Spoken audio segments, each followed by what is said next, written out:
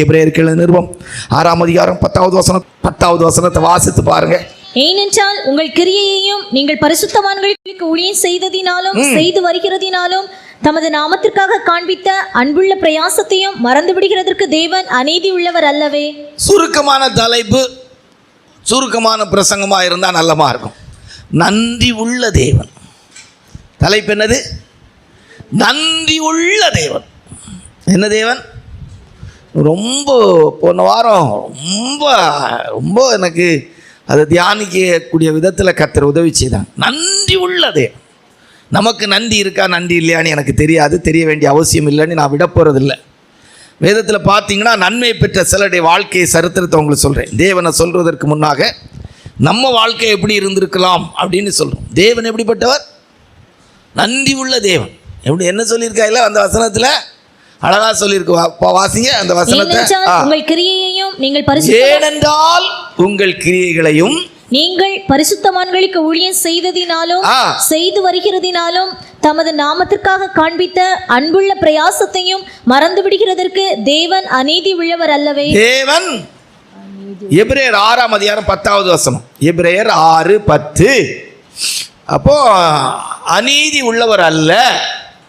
ஏனென்றால் உங்கள் கிரியையும் நீங்கள் பரிசுத்தவான்களுக்கு ஊழியம் செய்கிறதுனாலும் செய்து வருகிறதுனாலும் தமது நாமத்திற்காக காண்பித்த அன்புள்ள பிரயாசங்களை மறந்து விடுவதற்கு தேவன் நன்றி உள்ள தேவன். எப்படிப்பட்ட தேவன்? நன்றி உள்ள தேவன். 10,000 ரூபா 15,000 ரூபா சம்பளத்துக்கு நன்றியாக வாழ்வாங்க.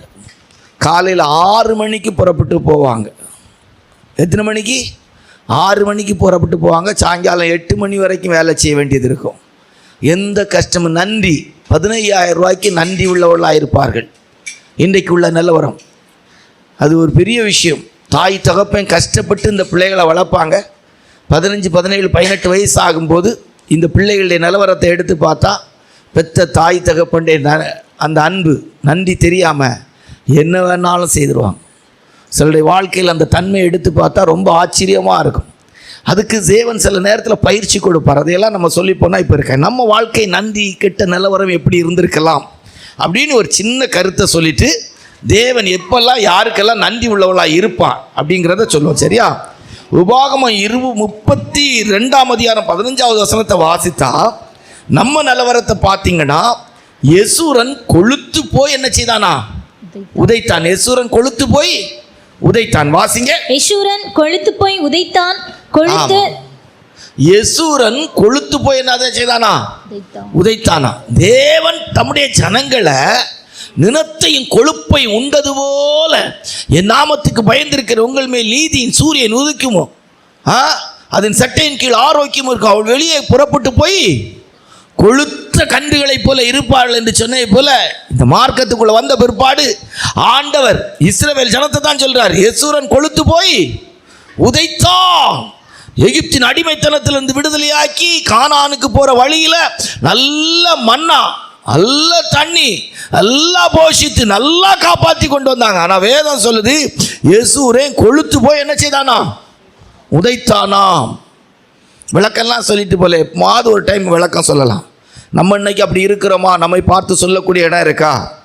ஓசியாவுடைய புத்தகம் 13ஆம் அதிகாரம் 6வது வசனத்தை வாசித்தால் ஓசியா 13:6, எரேமியா 2:32 வாசித்தால் தங்களுக்கு இருந்த மேய்ச்சலினால் திருப்தி ஆனார்கள். திருப்தி ஆன பின்பு எப்படி? திருப்தி ஆன பின்பு அவர்கள் இருதய மேட்டிமை ஆயிற்று, அதனால் என்னை மறந்தார்கள். திருப்தி ஆயிற்றா போதும். ஆமாம், தன்னிறைவு பெற்றுட்டாங்கன்னா போதும். ஆண்டவர் சிலருக்கு வேலையை கொடுத்து ஒரு 20,000 ரூபா 30,000 ரூபா 10,000 ரூபாய்க்கு வேறு வேலை கிடைச்சா கூட போதும், அவ்வளோதான். திருப்பி அவங்க மறந்துடுறது ஈஸியாக இருக்கும். அதாவது தமிழில் சொல்லுவாங்க, ஏறின ஏணியை நம்மில் சிலர் ஈஸியாக உதைச்சி தள்ளிடும். இறங்க வேண்டியது வந்தால் ஏணி தேவைப்படுங்கிறது மறந்துடுவோம். ஏறிடுவோம். ஏறிச்சு என்ன செய்வோம் சொல்லுவாங்க தமிழில், ஏறின ஏணியை அப்படி இது செய்வாங்க. இறங்க வேண்டியது வந்துட்டுன்னா ஏணி இப்போ கீழே கிடக்கும். நீங்கள் நம்ம நிலவரங்கள் அப்படிதான். கொஞ்சம் வசதிகள், கொஞ்சம் சூழ்நிலைகள் சாதகம், ஒரு 4 பேருக்கு ஒரு அன்பு, ஒரு 2 ஃபோன் கால், ஹலோ நீங்கள் என்ன அப்படின்னு சொல்லி கேட்டால் போதும், அவ்வளவு நேரம் தூக்கி விடுற ஏணிய அப்படி உதச்சி தள்ளிடுவோம். அவங்களுக்கு கவலை இல்லை, கவலைப்பட மாட்டாங்க. தேவனை சொல்லி இருக்கிறார். ஜெபா பிரதரையோ உங்களையோ சொல்லல, இந்த இடத்துல சொல்லி இருக்கிறது, தேவன் தம்முடைய ஜனங்கள் தம்மை என்ன செய்தார்கள், அல்லேலூயா, அவரை மறந்தார்களாம். எதனாலயா? கஷ்டத்தினால் அல்ல, தங்களுக்கு இருந்த மேய்ச்சலினால் திருப்திப்படுத்தின போது மறந்துட்டாங்க. அல்லேலூயா. நல்ல பணம், நல்ல வசதி, நல்ல சூழ்நிலைகள் எல்லாம் வந்துட்டுன்னா நம்ம ஆட்களுக்கு அவ்வளோதான். என்ன சிலதெல்லாம் நம்ம ஜனங்களுக்கு ஏற்றபடி சொல்லிட்டு போனால் பிரசங்கத்துக்கு சமயம் இருக்காது. அப்போ இது பிரசங்கம் இல்லையா, சும்மா ஒரு முகவுரையா நம்மை ஆராய்ந்து பார்ப்பதற்கு சொல்லிக்கிட்டு இருக்கிறது. கொஞ்சம் அப்படி கொஞ்சம் இதாகிட்டாங்கன்னா போதும், ரைட்டா? 3வது ஆண்டவர் என்ன சொல்கிறார் நம்மளை பற்றி? வாசிங்க பார்ப்போம். எரேமியா 2:32 அந்த வசனத்தை வாசிங்க. எவ்வளோ நாளாக மறந்தாங்களா? வாசிங்க. ஒரு பெண் தன் ஆபரணத்தையும் ஒரு மணவாட்டி தன் ஆடைகளையும் மறப்பாளோ? என் ஜனங்களோ எண்ணி முடியாத நாட்களாய் எண்ணி முடியாத நாட்களாய் என்னை மறந்து விட்டார்கள். என்னை மறந்து விட்டார்கள். நிறைய வீடுகளில் மாசக்கணக்கா, நாள் கணக்கா, காலை ஜெபம், இரவு ஜெபம், வேதம் வாசிப்பு, தேவனை தேடுகிற அனுபவம் நிறைய ஜனங்கள், நம்ம ஜனங்கள் இல்லை, பொதுவாக இல்லாமல் போயாச்சு. அல்லேலூயா. இப்போல்லாம் காலையில் எழுந்திருச்சு வேதம் வாசித்து ஜெபித்து கர்த்தருக்கு முதலிடம் கொடுத்து எந்திரிச்சோமா, இந்த ஒரு வயது பானையை நிரப்புறதுக்கு சிலரெல்லாம் படக்கூடிய பாடு செய் அருவருப்பாக இருக்குது. வயிற்றுக்கு போஜனமும் போஜனத்துக்கு வயறு ஏற்குமா, ரெண்டையும் கர்த்தர் என்ன செய்வாராம்? அழிய பண்ணாராம். அழுகி போகிற குடல். நான் இதை என்ன ஒரு விதத்தில் உங்களுக்கு விளக்கமாக சொன்னால் வேறொரு அர்த்தம் உண்டு, அதை இப்போ சொல்லதுக்கு விரும்பலை. அல்லேலூயா. இதுக்கு கிடந்து நம்ம ஆட்கள் லபோன்னு அடிக்கிறது. ஒரு நேரம் சாப்பாடு கிடச்சி தெய்வ சமூகத்தின் அனுபவத்தில் இருந்தால் கூட போதும், அதான் பாக்கியம். அல்லேலூயா. நாங்கள்லாம் ஊழியங்களுக்கு அழைக்கப்பட்ட போது கிடைக்குங்கிறதுக்காக போகலை, கிடைக்காட்டாலும் பரவாயில்ல, தெய்வ சமூகத்தில் வாழ்ந்தால் போதும். அல்லேலூயா.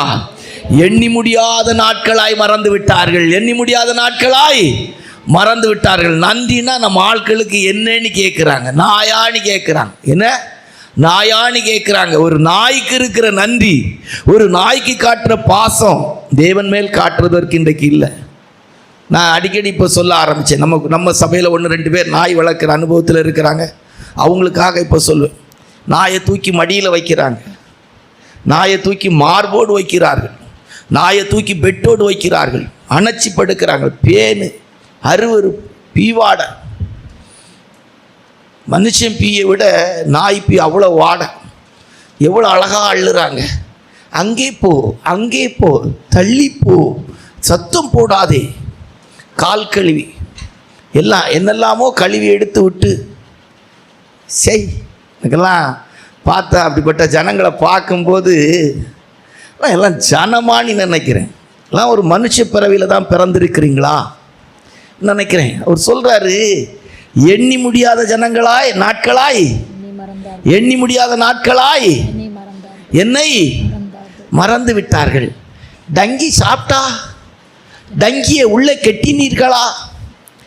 டிங்கி சோமு இல்லாமல் நல்லா இருக்குதா? ஹலோ சோனி எப்படி இருக்கா? நான் சொல்லல, நாய்களுக்கு பேர். டக்ளஸ் எப்படி இருக்கிறது? இதெல்லாம் நாய். இங்கே யாரும் அப்படி இருக்கிறாங்கன்னு இல்லை, நாயாம் போக்கில் கதை கட்டி சொல்லுவோம் இந்த மாயப்பட்டது.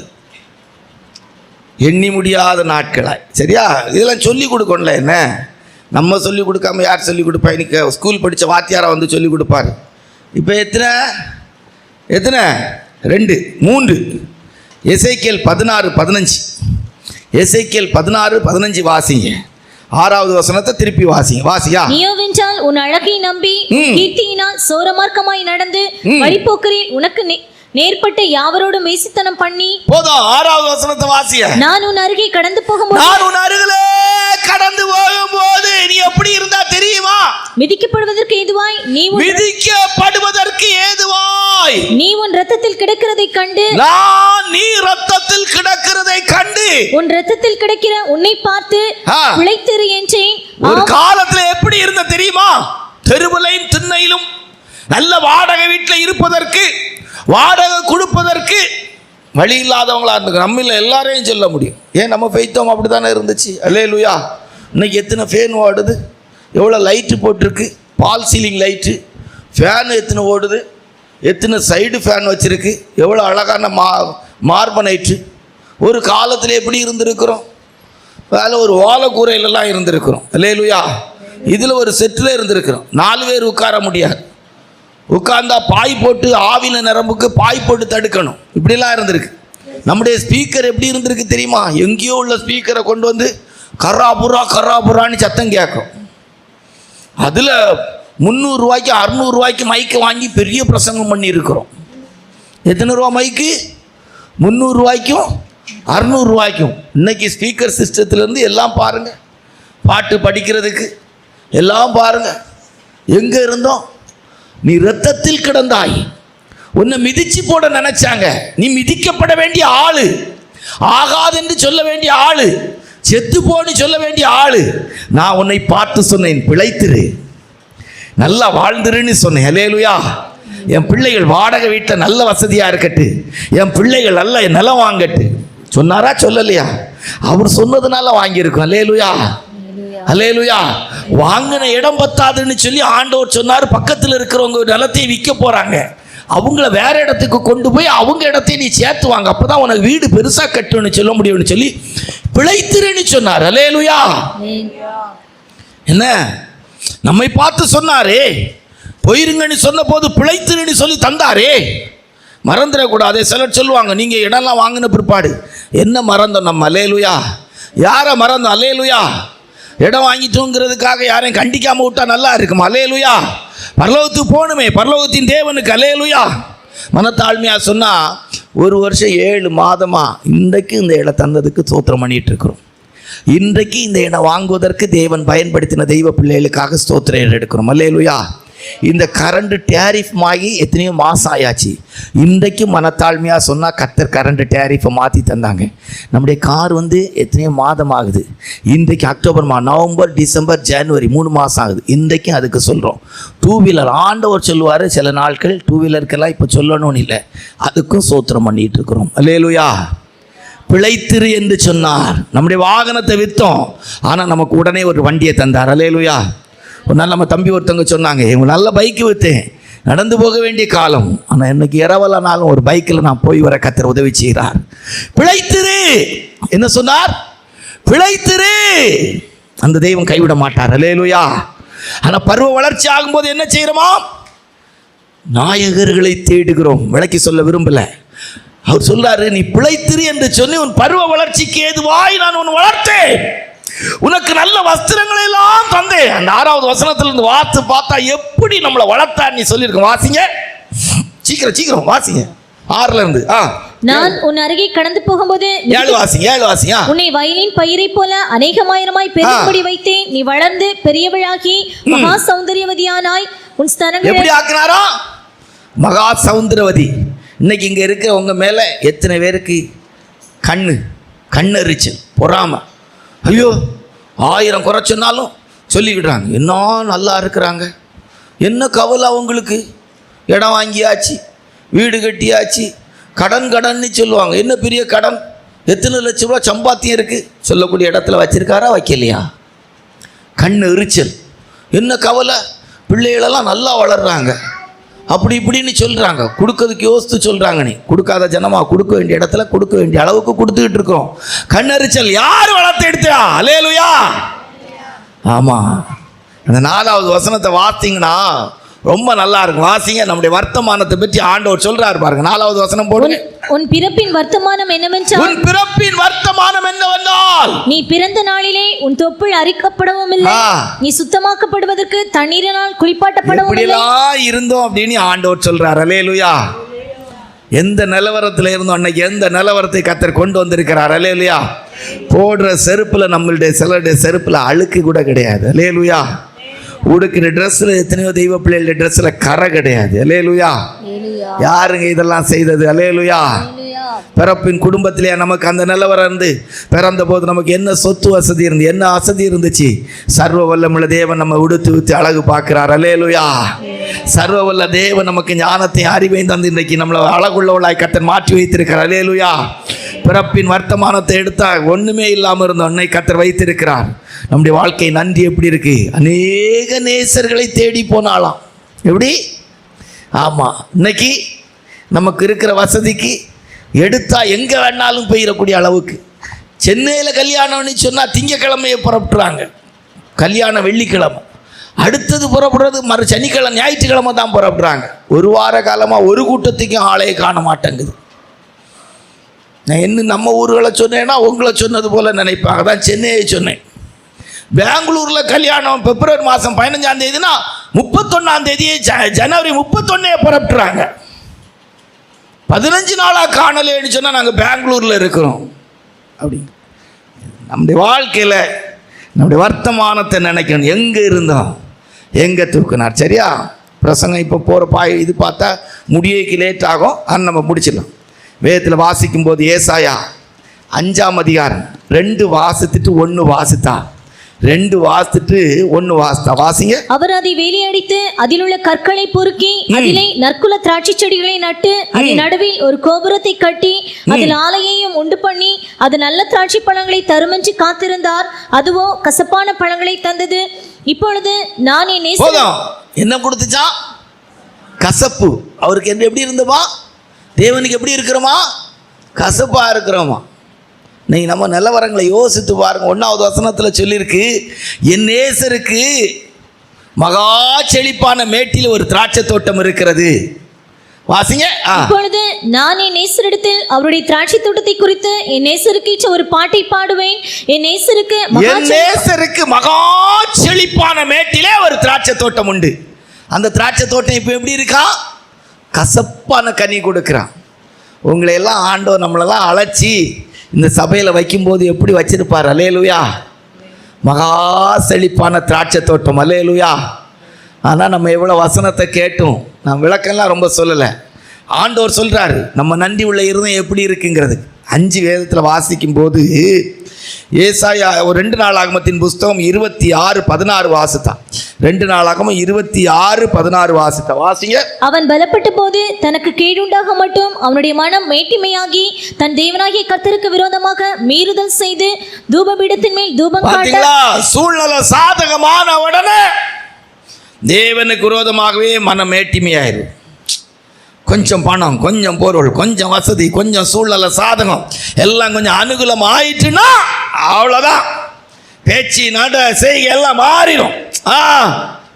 அப்படின்னுருவாங்க. நான் சொல்லுவேன், இந்த மனமேட்டிமைக்கு 10,000 லிட்டர் பாலில் இவ்வளோ போல உப்பு போட்டினா போதும், பால் என்ன ஆயிரும்? தெரிஞ்சிடும். சிலருக்கெல்லாம் வாழ்க்கையில் சிலர் தெரிகிறதே கிடையாது. ஏன் பிரச்சனை வந்துச்சு, எங்கே பிரச்சனை வந்துச்சு, இதுக்கு விஷம் யார் ஊற்றுனா தெரியாது. ஒரு சொட்டு விஷத்தை ஒரு தாய் ஊற்றிட்டா போதும், முடிஞ்சு போச்சு, அவ்வளோதான். பால் தெரிஞ்சு போயிடும். அவங்க நினைப்பாங்க இல்லை நான் ஊற்றுனது, அவங்களுக்கு தெரியாது ஊற்றுனது விஷம். உப்பை போட்டாங்க, சீனிக்கு பதில் எதை போட்டாங்க? சீனி போட்டிருக்கணும். எவ்வளோ சீனி போட்டாலும் பால் தெரியாது. இவ்வளோ போல உப்பு போட்டால் பால் தெரிஞ்சிடும். அல்லேலூயா. போட்டது உப்பு, நான் உப்பு தான் போட்டேன் அப்படிம்பாங்க. அப்படிம்பாங்க. நீ போட்டது உப்பு, நல்ல பால் தெரிஞ்சு போவோம், உனக்கு தெரியாது. இனி ஆகாது அந்த பால், இனி மறுபடியும் அது பால் ஆக்கப்படனா வேற தான் கொண்டு வரணும். அதான் ஆண்டவர் சொல்றாரு, தனக்கு சூழ்நிலை சாதகமான போது மனமேட்டிமை உள்ளவனாகி. எப்படி? மனமேட்டிமை உள்ளவனாகி கர்த்தருடைய பரிசுத்த நாமத்தை மகிமைப்படட்டும். 6 வேதத்தில் வாசிக்கும் போது ஏசாயா 17:10 வாசித்துட்டு எரேமியா 2:13 வாசித்தா. வாசிங்க. ஏசாயா 17:10. உன் பலமாகிய கண்மலையை நீ நினையாமல் உன் ரட்சிப்பாகிய தேவனை மறந்தாய். ஆதலால் நீ நேர்த்தியான நாற்றுகளை நினைக்கவே இல்லை, நினைவே இல்லை. அதான் சொன்னேன். குருவி, அணில், அது மைனா, கிளி, லவ் பேர்ட்ஸ் மேலே இருக்கிற நினைவு கூட யார் மேலே இல்லை? ஆண்டோடைய மேலே இல்லை. இதுக்கு சிலர்லாம் நம்ம வச்சிருக்கிற விளக்கம் இருக்குது. பரம்பரையாய் எங்களுடைய குடும்பங்கள் பாரம்பரியமாகவே நாங்கள் மிருகங்களோடு வாழ்ந்தவர்கள், மிருகங்களோடு பழகினவர்கள், தேவனோடு அல்ல, மிருகங்களோடு பழகினவர்கள், பறவைகளோடு பறந்தவர்கள். விளக்கம் நல்லா இருக்குல்ல? நான் சொன்னேன், புரியுதா உங்களுக்கு? மிருகங்களோடு பறவைகளோடு எண்ணி முடியாத நாட்களாய். அந்த வாசிங்க, எரேமியா 2:13 வாசிங்க.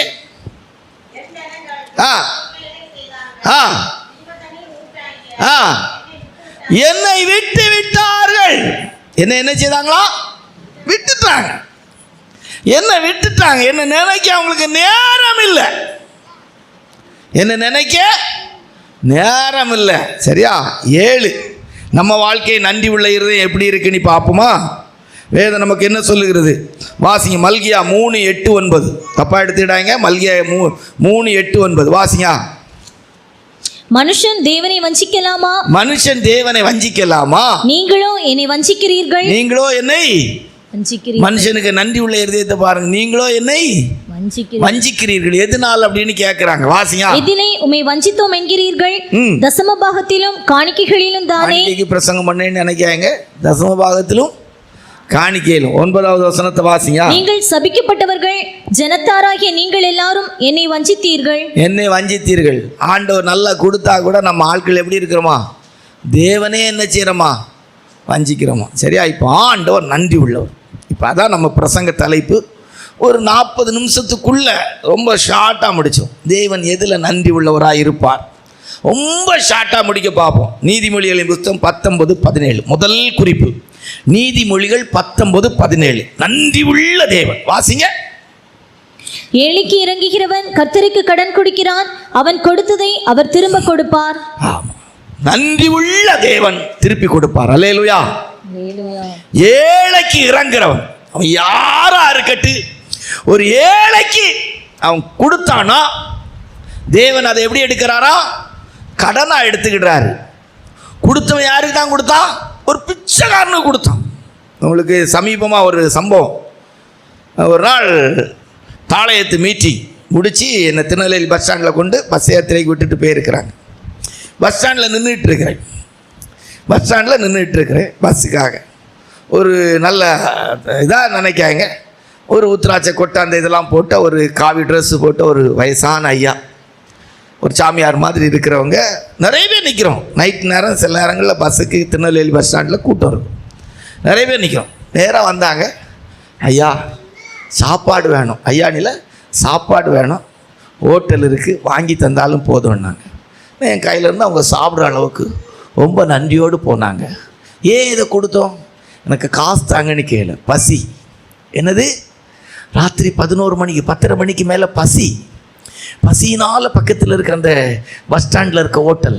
எனக்கு கண்ணுக்கு அவங்க போட்டிருந்த காவி ட்ரெஸ்ஸு, உத்திராட்சை கொட்டை ஒன்றும் தெரியல. ஏழைக்கு இறங்குறவன் கர்த்தருக்கு கடன் கொடுக்குறான். ஏழைக்கு இறங்குறவன் கர்த்தருக்கு கொடுக்குறான். நீங்கள் ஆண்டவரை எப்பமாய் பார்த்துருக்கீங்களா? எனக்கு தெரியாது. நான் நல்லா பார்க்குறேன்.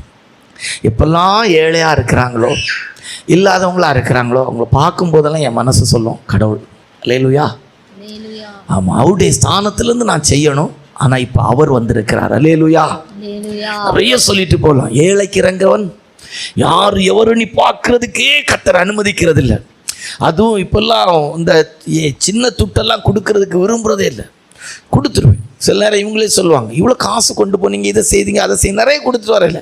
ஆனால் அவங்களுக்கு தேவைக்கு ஏதோ ஒரு சின்னதையாய் கொடுப்பேன். அல்லேலூயா. இது கொடுக்குறோங்கிறதுக்கு இல்லை. வேதம் என்ன சொல்லுகிறது? ஏழைக்கு இறங்குறவன் கர்த்தருக்கு அவர் என்ன செய்வாராம்? திருப்பி நன்றி உள்ள தேவன். அல்லேலூயா. நன்றி உள்ள தேவன். வாரி இறைத்தான், ஏழைகளுக்கு கொடுத்தான். அவருடைய கொம்பு எப்படி இருந்துச்சா? மகிமையாய் உயர்த்தப்படுமாம். கொர்னலீவு, தபித்தாள் மிகுந்த தான தர்மங்களை செய்தார்களாம். எவ்வளவு தான தர்மங்களை செய்தார்களாம்? மிகுந்த தான தர்மங்களை செய்தாங்களாம். அடிக்கடி உங்களுக்கு சொல்லியிருக்கிறோம்.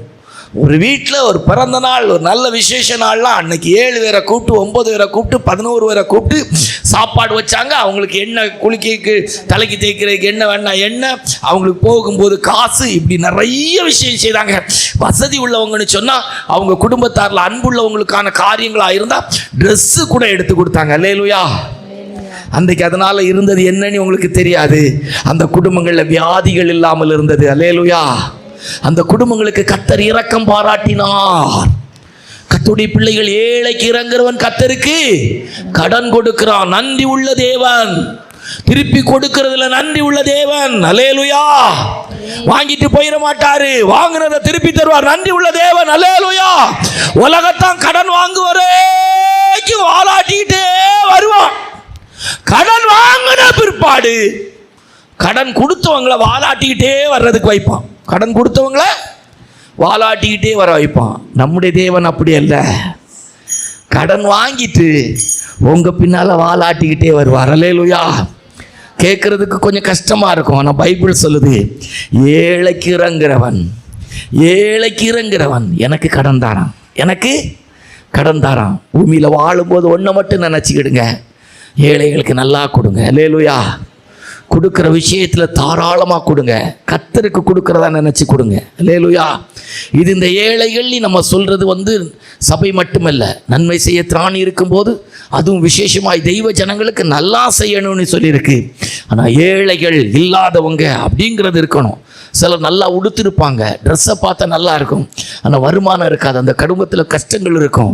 அது உங்கள் ஆவியில் தெரியுமானா உங்களுக்கு நினைவுக்கு வருமானம் அள்ளி கொடுங்க. சில நேரத்தில் நம்முடைய சகோதரிமார் கேட்பாங்க, கொடுக்கலாமா? கொடுக்குற விஷயத்தில் கொடுங்க, எவ்வளவும் கொடுங்க, எப்படியும் கொடுங்க. அல்லேலூயா.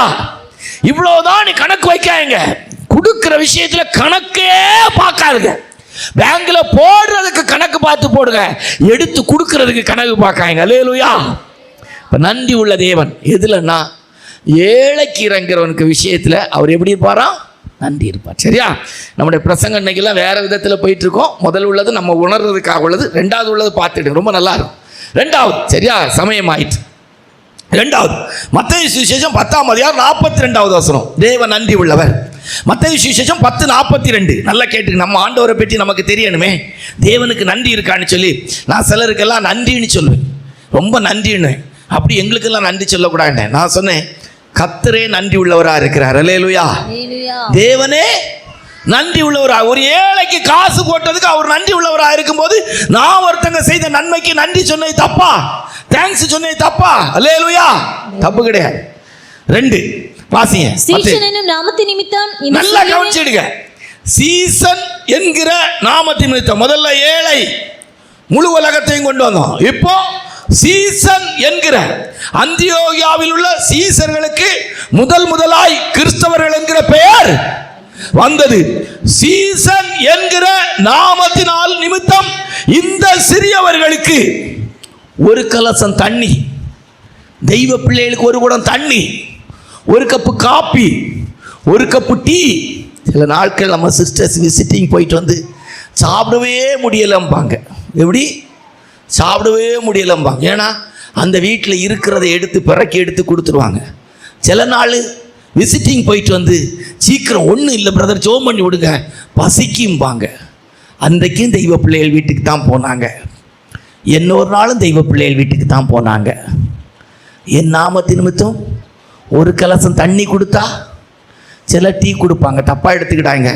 காலையிலே போட்ட டீ இருக்கும், கொடுக்காங்க இவங்களுக்கு. உண்மையாக சொல்கிறேன், எனக்கு நீங்கள் எதுவும் தரண்டா, இவங்களுக்கு கொடுத்தா கொஞ்சம் கவனமாக கொடுங்க. அல்லேலூயா. ஆமாம், கண்ணு தப்புனீங்கன்னா டீ குடிக்க முடியாமல் ஆயிடுவாங்க. அல்லேலூயா. உண்மையாக சொல்கிறேன், கொடுக்குறதா அவங்க 2 பேருக்கும் எப்போ கொடுத்தாலும் நல்லதாக கொடுங்க. அல்லேலூயா. என் நாமத்தின் நிமித்தம் ஒரு கலசம் தண்ணி கொடுத்தால், சீசன் என்கிற நாமத்தின் நிமித்தம் ஒரு கலசம், அதன் அர்த்தம் என்ன? என் நாமத்தை நீ கனம் பண்ணினா நான் நன்றி உள்ளவனா இருப்பேன். அல்லேலூயா. நன்றி உள்ளவனா இருப்பேன். அல்லேலூயா. திருப்பி கொடுப்பேன். அந்த வசனத்தை வாசிங்க. சீசன் என்னும் நாமத்தின் நிமித்தம் இந்த சிறியரில் ஒருவனுக்கு ஒரு கலசம் தண்ணீர் மாத்திரம் குடிக்க தண்ணி மாத்திரம் வந்த உடனே ஒரு கப்பு தண்ணி குடிக்கிறீங்களா? சாப்பிட்டீங்களா? சிலர்லாம் ஈரக்கொலையே இல்லாதது போல இருக்கும், பார்த்துருக்கீங்களா? ஒன்றுமே கேட்க மாட்டாங்க. வந்த உடனே இந்த மொழியே பார்த்தீங்கன்னா போதும், ஒரு மாதிரி இருக்கு. ஏன் வந்தாங்கன்னு சொல்லி, ஏன் வந்தாங்க, டிவி பார்த்துக்கிட்டு இருப்பாங்க, செல்லு நோண்டிக்கிட்டு இருப்பாங்க. இந்த நேரம் வந்துட்டாங்களே, ஏன் வந்தாங்கன்னு இருக்கும்.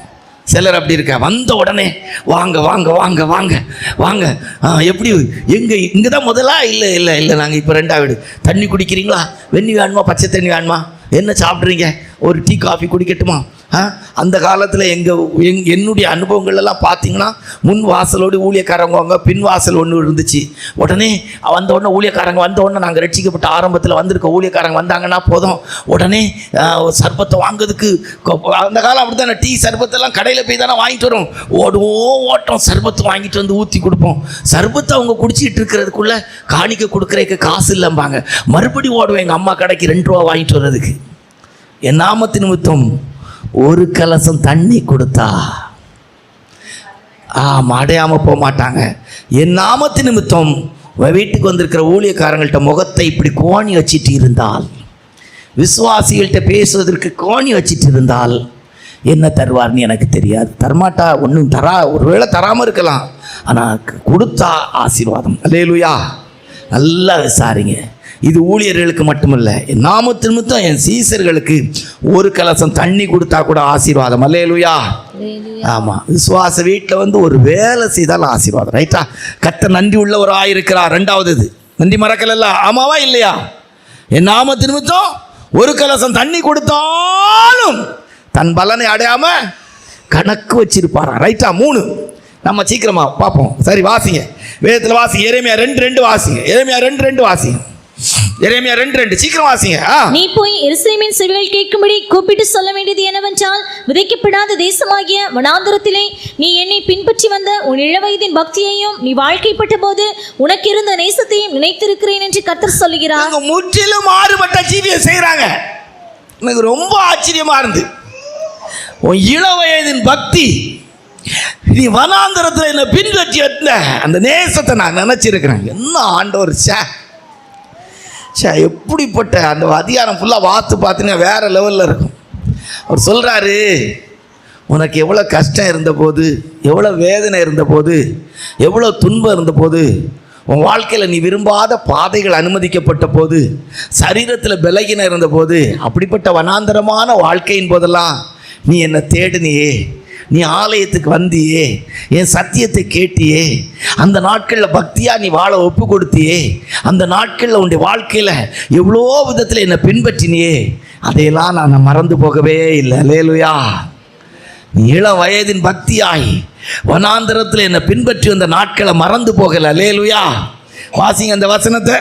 நீ போய் எருசலேமின் செவிகள் கேட்கும்படி கூப்பிட்டு சொல்ல வேண்டியது என்னவென்றால், விதைக்கப்படாத தேசமாகிய வனாந்தரத்திலே நீ என்னை பின்பற்றி வந்த உன் இளவயதின் பக்தியையும் நீ வாழ்க்கைப்பட்ட போது உனக்கு இருந்த நேசத்தையும் நினைத்திருக்கிறேன் என்று கர்த்தர் சொல்கிறார். நம்ம சபைக்கு ஏற்றபடி பேசட்டுமா? உங்களுக்கு எல்லாம் தேவைகள் இருக்குது,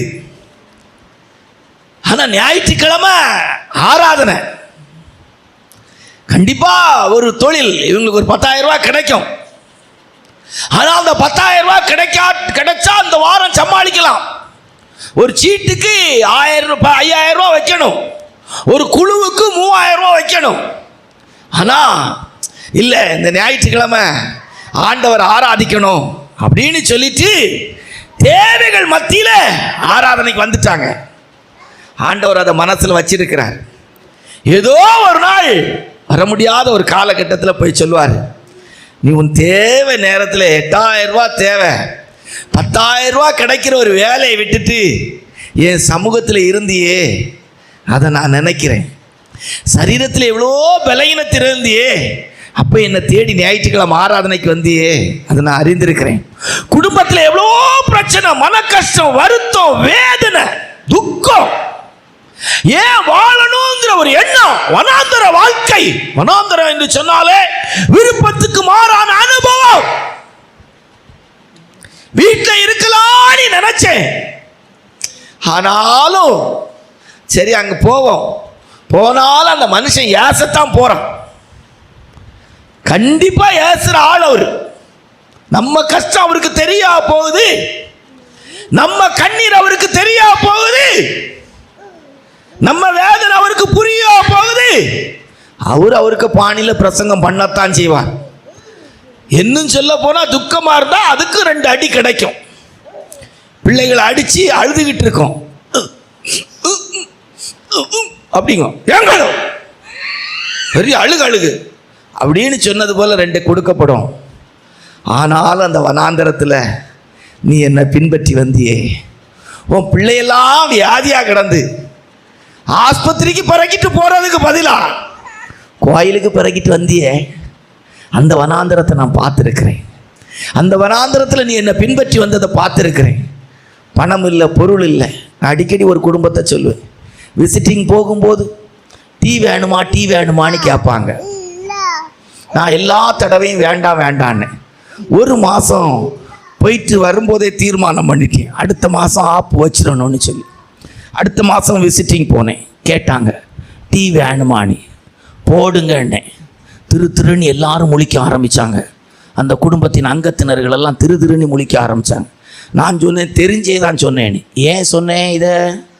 அவ்வளவு ஏழ்மை நிலவரத்தில், அவ்வளோ இல்லாமை நிலவரத்தில் அதிகாலை ஜபத்தில் இருந்து எல்லா ஜபத்துக்கும் எல்லா குட்டி குருமான்களை இருக்கிறது போல உள்ள வஸ்திரத்தை போட்டு இழுத்துட்டு போனார்கள். அல்லேலூயா. வனாந்தரத்திலே அடியும் உதையும் கெட்ட வார்த்தையும் மோசமான நிலவரம். ஊர் விட்டு ஊர் போகலை, வீடு விட்டு வீடு போகலை, குடும்பத்தார்கிட்ட போகலை. போன ஒரே ஒரு இடம் தெய்வ சமூகம். அல்லேலூயா. நீ வனாந்தரத்திலே என்னை பின்பற்றி வந்த நாட்களை நான் நினைக்கிறேன். என்ன தேவனப்பா, ஒரு மனுஷன் செய்த காரியத்தை மறந்தே போக மாட்டேங்கிறார். அல்லேலூயா. அவன் செய்த தவறெல்லாம் நான் நினைக்க மாட்டேங்கிறாரு. ஆனால் அவன் செய்த எந்த நன்மையும் அவர் மறக்கிறதே இல்லை. அல்லேலூயா. நம்ம வாழ்க்கையில் எப்படி இருக்கிறோம்? இன்னைக்கு எப்படி தேவனை தேடுகிறோம்? மறுபடியும் அந்த வசனத்தை வாசிங்க. நீ போய் எருசலேமின் செவிகள் கேட்கும்படி, எருசலேமின் செவிகள் கேட்கும்படி கூப்பிட்டு சொல்ல வேண்டியது என்னவென்றால், விதைக்கப்படாத தேசமாகிய, என்ன தேசமா? என்ன தேசமா? ஆசீர்வாதமே இல்லைங்க.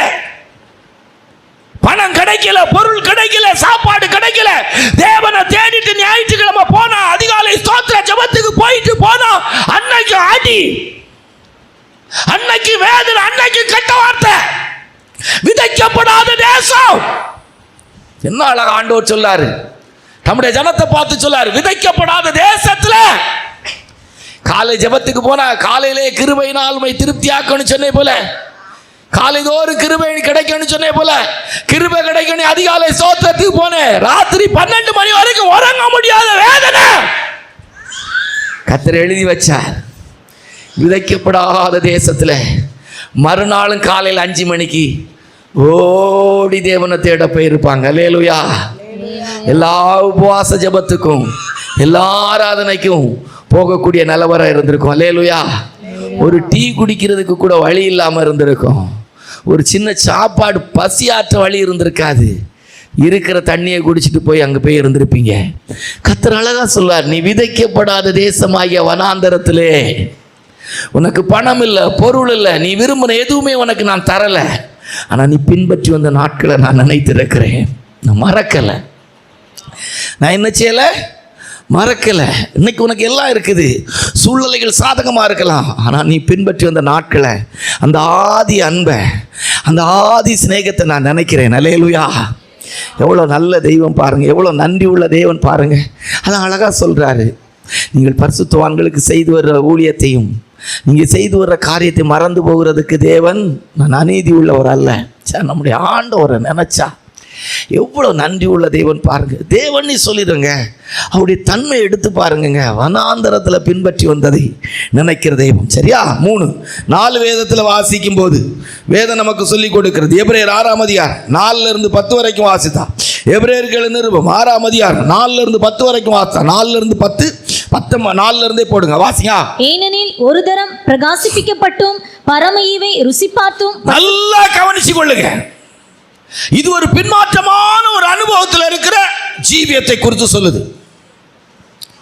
நல்ல ஆவிக்குரிய ஜீவியத்தில் இருந்து சோதனை, போராட்டம், பிரச்சனை, தோல்வி என்ன சுருக்கமாக சொன்னா, பாவம் கூட அவங்க வாழ்க்கைக்குள்ள வந்துட்டு வாழ்க்கையில். ஆனால் அவங்க வாழ்க்கையில் ஒண்ணே ஒன்று மட்டும் குறையல. 10வது வசனத்தை வாசித்து பாருங்க. ஏனென்றால் உங்கள் கிரியையையும் நீங்கள் பரிசுத்தவான்களுக்கு ஊழியம் செய்ததினாலும் செய்து வருகிறதினாலும் தமது நாமத்திற்காக காண்பித்த அன்புள்ள பிரயாசத்தையும் மறந்து விடுகிறதற்கு தேவன் அநீதி உள்ளவர் அல்லவே. பார்த்தீங்களா, எல்லாம் ஜீவியத்தில் குறைவு. ஆனால் ஆராதனைக்கு வர்றாங்க, ஒரு மீட்டிங் ஹால் சுத்தம் பண்ணணுமா, ஒரு பாத்திரம் தேய்க்கணுமா, விசுவாச வீட்டு ஊழியமா, ஒரு கன்வென்ஷனா, ஒரு ஒயிட் வாஷிங் பண்ணணுமா, ஒரு சுத்தம் பண்ணணுமா, அப்படி தானே சொல்லியிருக்கா. இல்லை, பரிசுத்தவான்களுக்கு செய்து வர்ற ஊழியத்தை கர்த்தர் மறந்து விடுகிறதற்கு அநீதி. ஜீவியத்தில் குறைவு. என் வாழ்க்கையின் சோதனை யாருக்கு தெரியும்? என் வாழ்க்கையின் போராட்டம் யாருக்கு தெரியும்? என் வாழ்க்கையின் பலகீனம் யாருக்கு தெரியும்? நித்து எனக்கு வர்ற கஷ்டம் யாருக்கு தெரியும்? ஆனால் எதை மட்டும் விடலையா? கர்த்தருக்கு ஊழியம் செய்கிறத மட்டும் விடலையாம். தமிழில் நாங்கள் சொல்லுவோம், கடுகு பொட்டுனாலும் பொட்டணும், சட்டிக்கு வெளியே விழுந்துடக்கூடாது, உள்ளுக்கு தான் இருக்கணும். எவ்வளோ சோதனை, எவ்வளோ போராட்டம். அதை தான் ஆண்டோடு பரிசுத்த பவுல் மூலமாக எழுத வைக்கிறாங்க. என்ன எழுதுறாங்க? ஒரு முறை பிரகாசிக்கப்பட்டு பரமையை ருசி பார்த்து எல்லா கிருபை, எல்லா அபிஷேகம் எல்லாம் இருந்துச்சு. இப்போ அவங்க வாழ்க்கைக்குள்ள தேவன் விரும்பாதது போல செயல் இருக்கு. ஆனால் ஒன்று மட்டும் அவங்க கூட ஃபாலோ பண்ணிக்கிட்டே இருக்கு. என்ன? எது இருந்தாலும் பரவாயில்ல, கர்த்தருடைய ஊழியத்தை செய்யணும், கர்த்தருக்காக கொடுக்கப்படுறேன். நான் தான் சொல்லுவேன், தெய்வ ஜனங்களுக்கு ஒரு சண்டே ஸ்கூல் ஊழியம் கிடைச்சா விட்டுறாங்க. ஒரு விசுவாச வீட்டில் ஒரு சின்ன ஊழியம் கிடைச்சா 1000 நாளை பார்க்கிலும் உமது பிரகாரங்கள் இருக்கிற ஒரு நாள் மரணத்துக்கு ஏதுவான பாவம் கூட மன்னிக்கப்படும். அல்லேலூயா. நிறைய சாட்சி சொல்ல முடியும். நம்ம சபையை வச்சு சொன்னா நிறைய சாட்சி சொல்ல முடியும். நம்ம தமிழ் மகிவண்டி லைஃப்லலாம் கடைசியில் நம்ம ஃபெய்த்தோமில் 2 லிட்டர் ஒரு கோட்டு பெயிண்ட் அடித்தா போதும்பாங்க. பெயிண்ட் அடிக்கவே தெரியாது. அவங்களுக்கும் பெயிண்டிங்க்கு என்ன சம்மந்தம் இருக்குது? இல்லை, பெயிண்டை வாரி அடித்தாங்க. அதனால தான் இன்றைக்கி இது இருக்குது. 2 லிட்டர் இப்போ வாங்குவோம் பாஸ்டர்னு வாங்கிட்டு வந்தாங்க.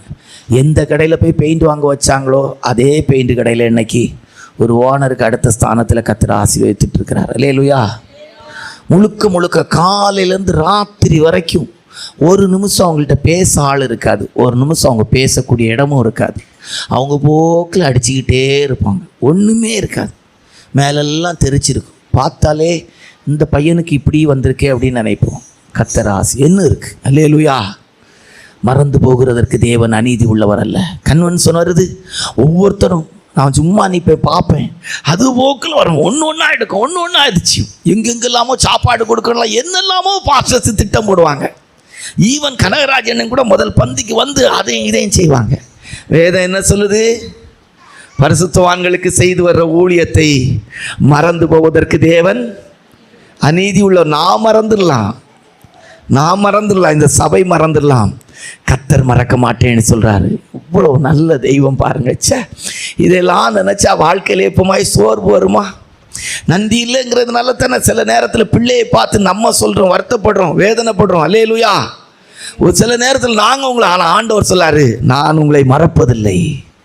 நான் நன்றி மறக்கலை மகனே, நான் நன்றி மறக்கலை மகளே. நீ இந்த விசுவாச வீட்டில் பாத்திரம் தேய்ச்சதை நான் மறக்கலை, தூத்ததை மறக்கலை, சுத்தம் பண்ணினதை மறக்கலை, ஒயிட் வாஷ் அடித்ததை மறக்கலை. இந்த தேவனுடைய வீட்டுக்கு நீ செய்து வர்ற எதையுமே நான் மறக்கலை. அல்லேலூயா. எவ்வளவு நல்ல தெய்வம். அல்லேலூயா. அவர் சொல்கிறாரு, மரணத்துக்கு ஏதுவான பாவம் இருந்தால் கூட நான் உன்னை மறக்க மாட்டேன். ஏன்னா நீ எனக்காக பாடுபட்டது எப்படின்னு எனக்கு தெரியும், எனக்காக என்ன செய்தான்னு எனக்கு என்ன செய்யும் தெரியும். அல்லேலூயா. கர்த்தருடைய பரிசுத்த நாமத்துக்கு மகிமை உண்டாட்டும். நிறைய விஷயம் நம்ம ஜனங்களை வச்சு சொல்லலாம். இந்த விஷயத்தில் நம்ம ஜனங்கள் ஆண்டோடைய கிருபை பெற்ற ஜனங்களாக இருக்கிறார்கள். அல்லேலூயா. ஒரு முறை கூட அந்த வசனத்தை வாசிப்போமா? வாசியா. ஏனென்றால் உங்கள் கிரியையையும் நீங்கள் பரிசுத்தவான்களுக்கு ஊழியம் செய்ததினாலும் செய்து வருகிறதினாலும் தமது நாமத்திற்காக காண்பித்த அன்புள்ள பிரயாசத்தையும் மறந்து விடுகிறதற்கு தேவன் அநீதி உள்ளவர் அல்ல. அல்லேலூயா. இப்போ நீங்கள்லாம் ஆண்டவர் உங்களுக்கெல்லாம் நன்றி உள்ளவராக இருக்கக்கூடிய இடத்துல இருக்கிறீங்களா இல்லையா? அதை கேட்போம். அல்லேலூயா. யார் உங்களை எது மறந்தாலும் கர்த்தர் நன்றி உள்ளவராக இருக்கிறார். அல்லேலூயா. உலகமே மறந்துடலாம், உங்கள் பிள்ளைகள் மறந்துடலாம், நீங்கள் செய்த நன்மைகளை நாங்கள் மறந்துடலாம். கர்த்தர் எப்படி இருக்கிறாரா? கர்த்தர் எப்படி இருக்கிறாரா? நன்றி உள்ளவராக இருக்கிறார். 5வது சரியா? கர்த்தருடைய பரிசுத்த நாமத்து மகிமை உண்டாட்டும். மத்தேயு சுவிசேஷம் 19ஆம் அதிகாரம் 29 வாசித்தா. மத்தேயு சுவிசேஷம் 19 29 வாசித்தா. நாமத்து நிமித்தம் வீட்டையாவது சகோதரரையாவது சகோதரிகளையாவது தகப்பனையாவது தாயையாவது மனைவியையாவது பிள்ளைகளையாவது நிலங்களையாவது விட்டவன் எவனோ அவன் 100 அடைந்து நித்திய ஜீவனையும் சுதந்தரித்துக் கொள்வான். நல்ல தெய்வம் பாருங்க. எதையெல்லாம் விட்டாங்களோ அதையெல்லாம் ஞாபகத்தில் வச்சு எல்லாம் 100 கொடுப்பாரா? அல்லேலூயா. 1992 வருஷத்தில் கர்த்தர் என்ன ஊழியத்துக்கு அழைச்ச போது எல்லாவற்றையும் விட்டுக்கிட்டு அடையாருக்கு போனோம். குடும்பம் கோத்திரம் ஒன்றும் வேண்டான்னுட்டு போனோம். எல்லாம் ஒன்றும் வேண்டான்னுட்டு போனோம். இன்றைக்கு ஆண்டவர் பாருங்கள், நூறந்தனையாக கர்த்தர் தந்திருக்கிறார். அல்லேலூயா.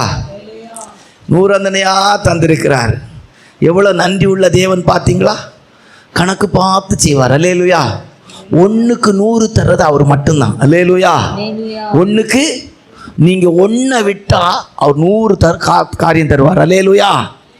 ஆமாம், என் நாமத்து நிமித்த வீட்டையாவது நிலத்தையாவது சொத்தையாவது மனத்தையாவது பிள்ளையாவது எதை நீங்கள் விட்டீங்கனாலும் 100 தருவேன். அல்லேலூயா. இன்னைக்கு பாருங்கள், பிரதருக்கு சோம்பு இல்லைன்னு சொன்னால் சொந்த குடும்பம் ஜெபிக்கிறதுக்கு ஆளே வேண்டாம். சபையில் ஒரு 10 பேராவது அழுது ஜெபம் பண்ணுவாங்க. அல்லேலூயா. குடும்பத்தை கர்த்தர் தந்திருக்காரா? தரலையா? அல்லேலூயா. நன்றி உள்ள தேவன் 100 தருவார். கர்த்தருக்கு நீ விட்டமானா வெறுத்தமானா 100 கிடைக்கும்.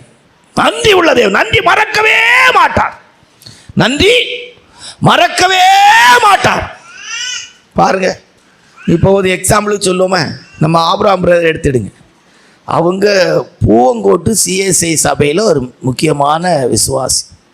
காலை ஆராதனை முடிஞ்சு எல்லாத்தையும் விட்டுக்கிட்டு ஓட்டமாக ஓடி வராங்க.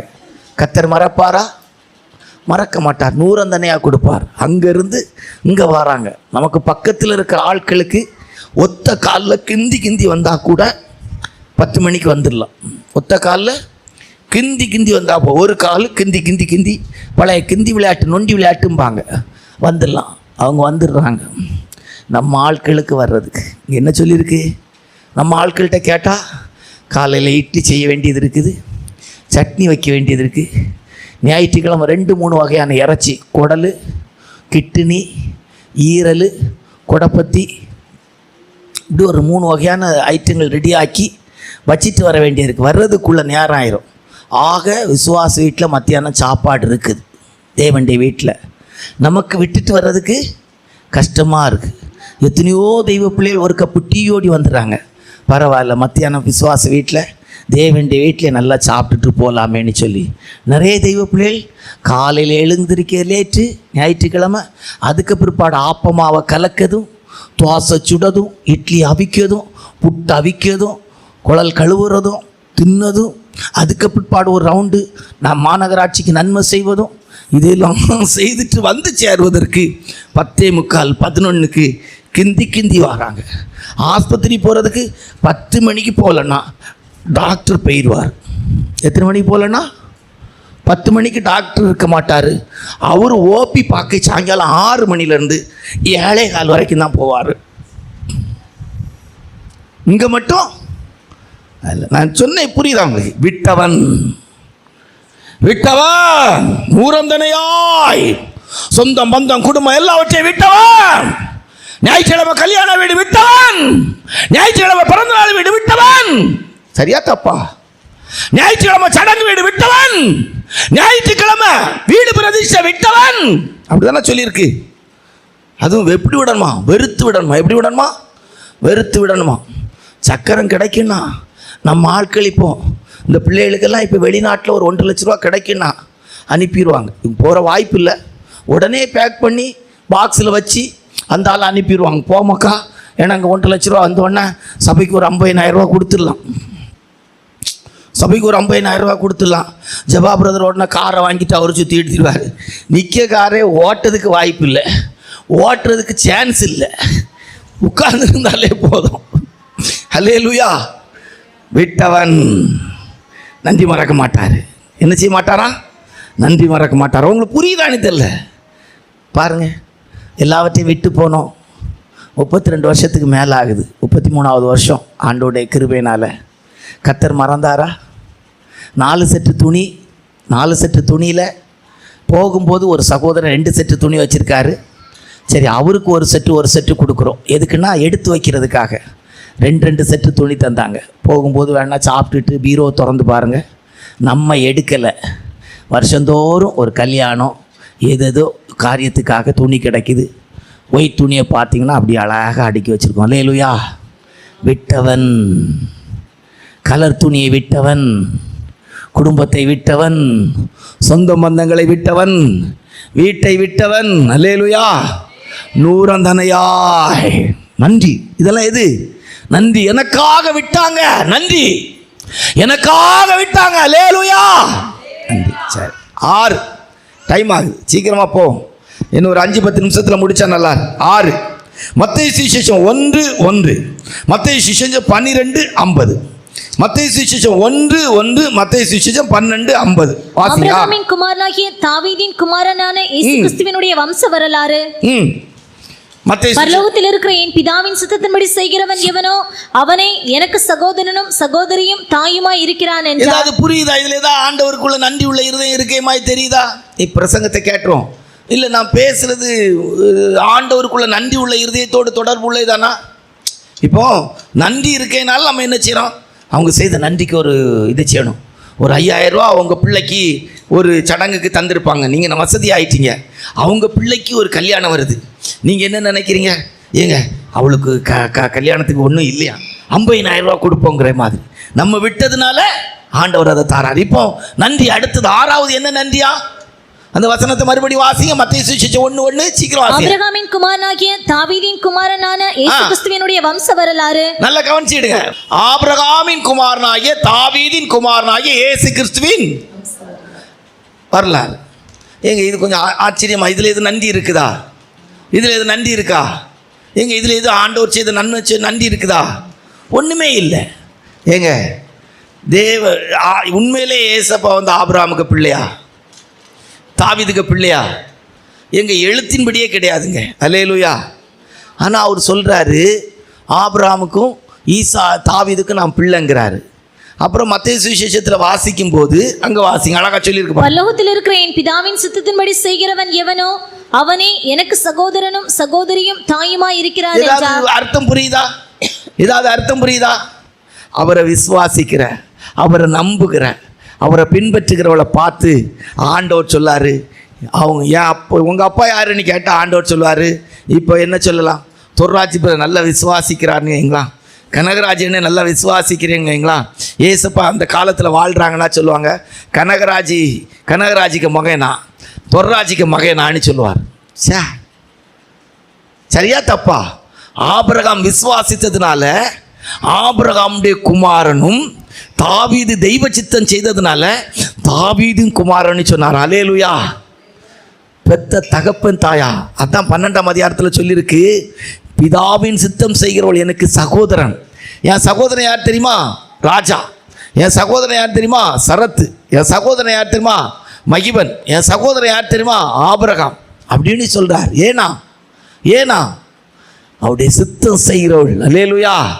சகோதரிமார்னா நிறைய பேர் சொல்லணும். சிலர் நினைக்கிறாங்க எங்கள் பேரையும் சொல்ல மாட்டீங்களான்னு சொல்லி. அல்லேலூயா. சகோதரன் சகோதரி. இன்னைக்கு நம்ம எப்படி இருக்கிறோம்?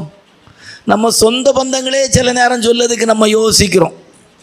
இந்த ஊரில் குஷ்டரோகியா கிறுக்கங்களா திரியிறாங்க. இவங்கெல்லாம் ஏழைப்பட்ட குடும்பத்தில் உள்ளவங்க, நிறைய வசதி உள்ள குடும்பத்தில் உள்ளவங்க. யாராவது சொல்கிறாங்களா? அங்கே மணிமேடை பக்கத்தில் ஒரு குஷ்டரோகி இருக்காள், அவன் எங்கள் குடும்பத்தில் சேர்ந்த எங்கள் அப்பாவுக்கு தம்பிக்க மகன் அப்படின்னு சொல்லுவாங்களா? சொல்ல மாட்டாங்க. ஆண்டவர் உங்களை என்னை பார்த்து சொல்கிறாரு, நான் அவனுடைய பிள்ளை, நான் கனகராஜனுடைய பிள்ளை, நான் தொர்ராஜனுடைய மகன். சரியா தப்பா? ஆமாவா இல்லையா? ஏன்? அவரை நம்பினதற்கு, அவரை விசுவாசித்ததற்கு, அவருடைய சித்தம் செய்ததற்கு எங்க வைக்கிறாராம்? எங்க? அதனால தான் சொல்லியிருக்கு, நமக்கு ஒரு பாலகன் பிறந்தார், நமக்கு ஒரு குமாரன் கொடுக்கப்பட்டார். யாருக்கு? விசுவாசிக்கிற நம்புகிற தெய்வ ஜனங்களை எவ்வளவு கர்த்தர் நன்றி உள்ளவரா நினைக்கிறார். அல்லேலூயா. தம்மை விசுவாசிக்கிற, தம்மை நம்புகிற, தம்முடைய சித்தத்தை செய்கிற ஜனங்களுக்கு அவர் எவ்வளவு நன்றி உள்ளவரா இருக்கிறார். அல்லேலூயா. உங்களுக்கு எவ்வளவு புரியுதுன்னு எனக்கு தெரியல. என்ன வச்சு சொல்லணும் போல நினைப்பேன், நான் சொன்னால் நல்லா இருக்கு, அதுக்கு தான் உங்களை வச்சு சொன்னது. சரியா? 6 7 நிறைய விளக்கம் சொல்லிட்டு போகலாம். டைமும் ஏறக்குறைய ரெடி, கரெக்டாக வந்துட்டோம். 7 2 தீமோத்தேயு 2ஆம் அதிகாரம் 12வது வசனத்தை வாசித்தால், 2 தீமோத்தேயு 2:12 வாசிங்க. அவரோடே கூட பாடுகளை சகித்தோமானால் அவரோடே கூட ஆளுகையும் செய்வோம். நாம் அவரை மறுதலித்தால் அவரும் நம்மை மறுதலிப்பார். அவரோடு கூட பாடுபட்டோமானால், அவரோடு கூட பாடுகளை சகித்தோமானால் அவரோடு கூட ஆளுகையும் செய்வோம். நன்றி. தன்னை தான் வெறுத்து தன் சிலுவை எடுத்து என்னை பின்பற்றாவிட்டால் எனக்கு, நம்முடைய பாடுகளை அவரோடு கூட சகித்தோமானா பார்ட்னர்ஷிப். என்ன இதான் அவருடைய நன்றி உள்ள இருதயம் எப்படியா? பார்ட்னர்ஷிப். எப்படி வச்சிருக்காரா நம்மளை? புரியுதா உங்களுக்கு? பிரசங்கம் புரியுதா? இக்காலத்து பாடு இனி நம்மிடத்தில் வைப்படுக மகிமைக்கு ஒப்பிடத்தக்கதல்ல. அதாவது பரலோகத்தில் போனால் நிறைய பேர் அழுவாங்க. நான்லாம் அழுகிறதுக்கு வாய்ப்பு இருக்குது. கண்ணீர் வடிப்பேன். ஆண்டவர் வந்து கண்ணீரை துடைப்பார். என்ன அழுவேன்? ஆண்டவரே, புதுடிப்புல ஒரு 50 ஜனங்கள் இருந்தாங்க ஆண்டவரே. இந்த 50 ஜனங்களும் கூட்டத்துக்கு சில நாள் வர்றதே கிடையாது. 2 குடும்பம், 3 சகோதரிமார் உள்ள குடும்பம். எங்கே கல்யாணம்னாலும் அந்த 3 பேரும் போயிடுவாங்க. எங்கே சடங்கு வீடுனாலும் அந்த 3 பேரும் போயிடுவாங்க. அன்னைக்கு சபையில் 10-12 பேர். குடும்பத்தில் ஒரு ஆளுக்கு சோமில்லைனாலும் சோறாக்கணும்னு அவ்வளோ பேரும் அங்கே வீட்டிலே படுத்துக்கிடுவாங்க. ஆண்டவரே, ஒரு குழந்தைக்கு சோமில்லைனாலும் அந்த சாக்கு போக்கில் எல்லாரும் ஹாஸ்பிட்டலில் போய் இருந்துருவாங்க. ஆண்டவரே, அப்படி சில நாள் கூட்டத்துக்கு ஆளே இல்லாமல் இருந்தாங்க அப்படின்னு சொல்லி நான் அழுவேன். உடனே ஆண்டவர் சொல்லுவார், அழாத மகனை, அவங்கெல்லாம் இப்போ திருந்தி பரலோகத்துக்கு வந்துட்டாங்கன்னு கை துடைப்பார். அப்படிதானா? இல்லை, ஆனந்த கண்ணீர்.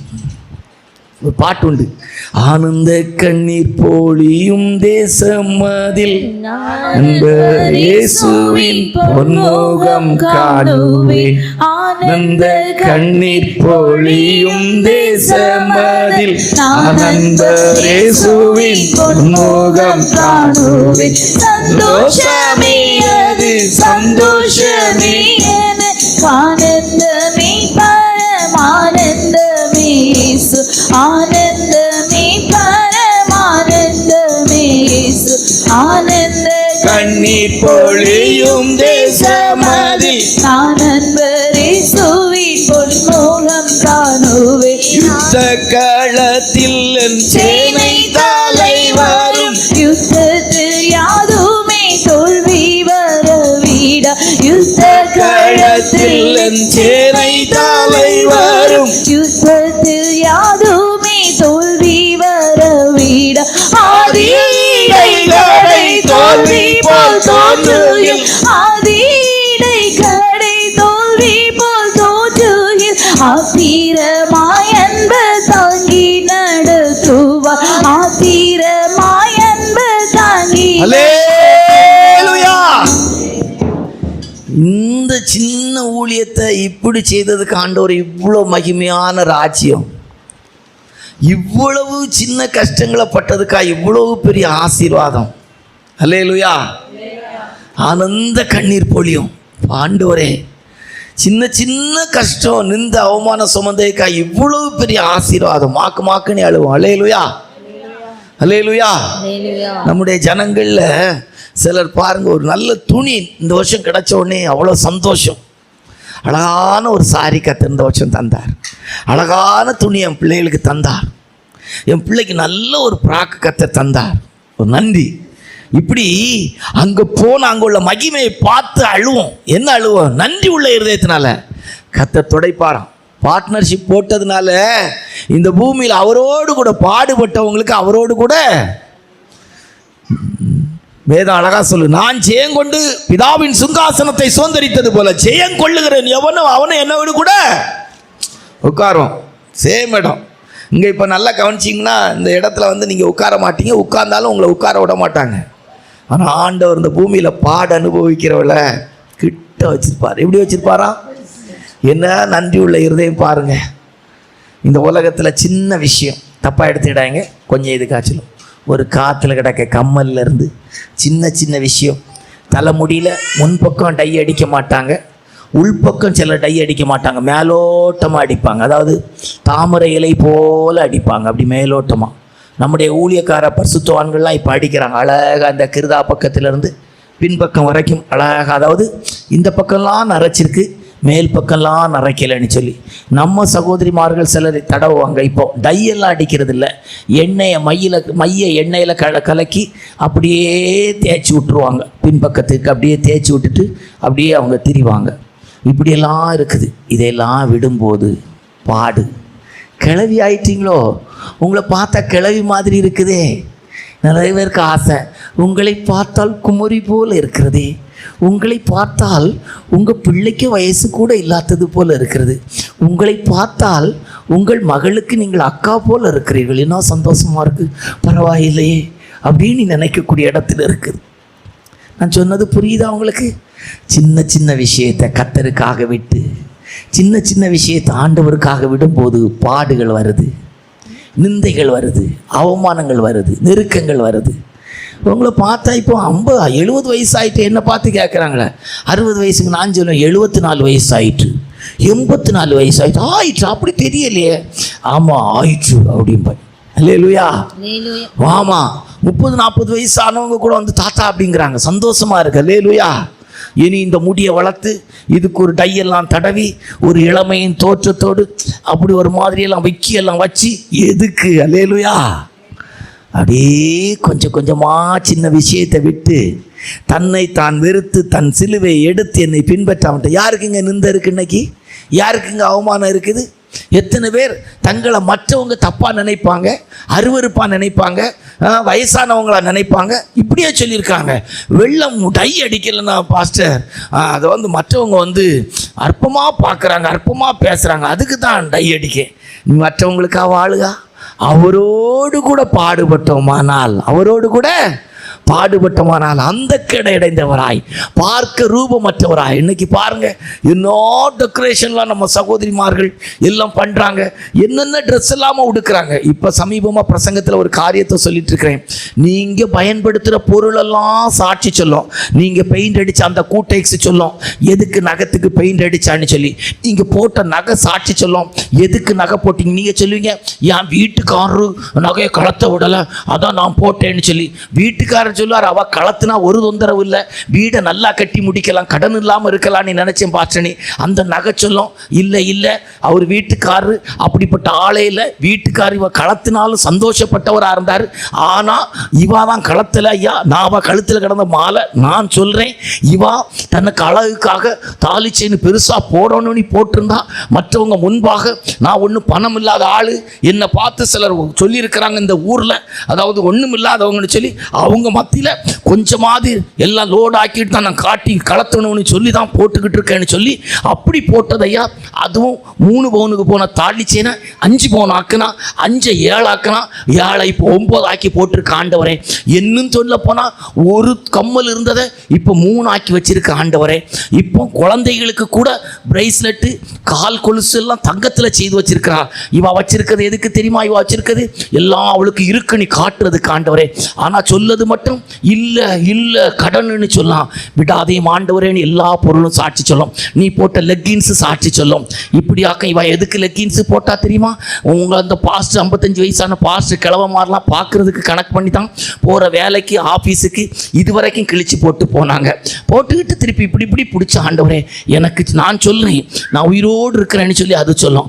தலைமுடி சொல்லும், ஆண்டவரே இவா தலைமுடியை கொண்டே குருவி கூட ஆக்குனதுக்கு எதுக்கு தெரியுமா காரணம்? புருஷன் பார்க்குறதுக்கு இல்லை ஆண்டவரே அப்படின்னு சொல்லும். தலைமுடி இப்படி ஒட்டியாக கிடந்தது சொல்லும். இப்படி ஆக்கும். இந்த தலைமுடி இப்படி ஆக்கைக்கு 3000 ரூபா செலவாக்குனா அது அவன் புருஷன் சம்பாதிச்ச காசு. அவள் எதுக்கு இப்படி ஆக்குனா தெரியுமா? வேற எதுக்கும் இல்லை, மற்றவங்க பார்க்கறதுக்காக தான். உண்மையிலேயே சொல்கிறேன் ஐயா, நீர் படைச்ச தலைமுடி நான் சாட்சி சொல்கிறேன்னு அது சாட்சி சொல்லும். போட்ட செருப்பு சாட்சி சொல்லும். அல்லேலூயா. நான் சொன்னது உங்களுக்கு நம்பிக்கைக்கு இதுவாக இருக்கா? இப்போல்லாம் பிரசங்கம் பண்ண போகிற இடத்துல அப்படி தான் சொல்லுவேன்.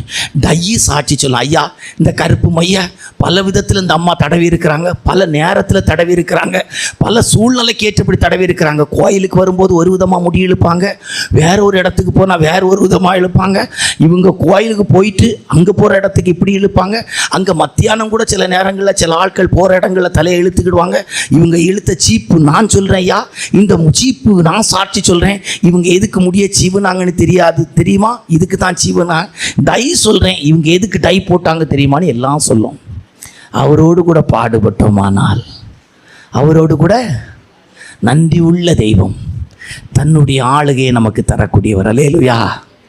தன்னுடைய ஆளுகையை நமக்கு தர. உங்களுக்கு எப்படி தெரியல, பெத்த தாய் தகப்பன் சொத்து பிரித்து கொடுக்க யோசிக்கக்கூடிய காலம். ஆனால் ஆண்டவர் சொல்கிறாரு, என் கூட பாடுபட்டா பார்ட்னர்ஷிப்பாக என் ராஜ்யத்தை உனக்கு தருவேன். என் ராஜ்யத்தை சின்ன சின்ன விஷயத்தில். அதே நேரத்தில் சொல்லும், ஆண்டவரே அவன் வெள்ளை ஜிப்பா எதுக்கு போட்டான் தெரியுமா, இந்த சகோதரி வெள்ளைச்சாலை எதுக்கு கட்டினாங்க தெரியுமா, தன்னை இனி யாரும் பார்க்கக்கூடாது, தன் மேலே யாருக்கும் பிரியம் விடக்கூடாது.